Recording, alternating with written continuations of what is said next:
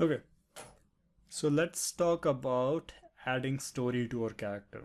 So we have been doing this in all the lectures that we did before this, is adding a little bit of story. I indicated that some of these elements like the metal pieces, I changed it. Some of these I kept cleaner. Some of these I added more scratches or less scratches to. Most of those things are a bit indication that you're adding a little story to your character. By that, I mean that's something not many people will notice if you do that, but that's something that makes texturing part more interesting from your side, and it makes it more interesting for the viewer if he can browse through his eyes to different element and he can see that the character has lived in a world and it exists someplace.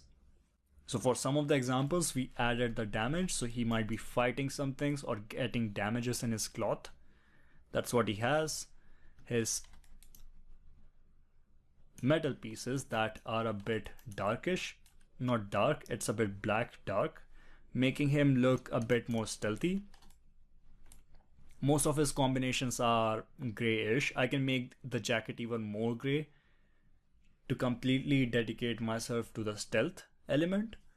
Previously, I had the color a bit orange, yellowish. That kind of felt like the element which you see on industrial vehicles. So maybe that's where he was constructed in.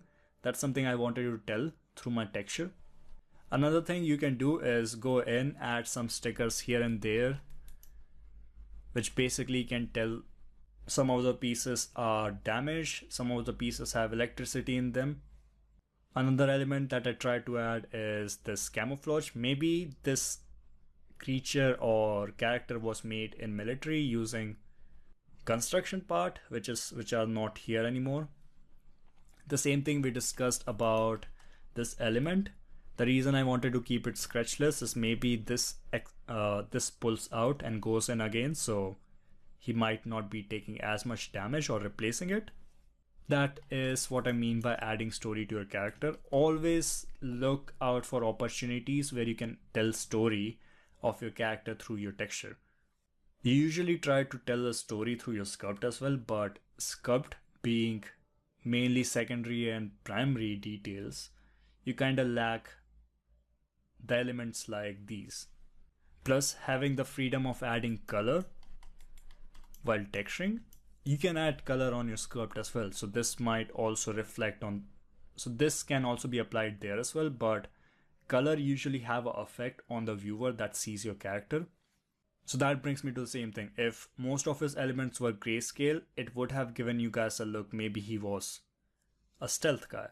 If some of his elements are pretty saturated red, pretty saturated yellow, he might be someone sponsored by McDonald's, who knows?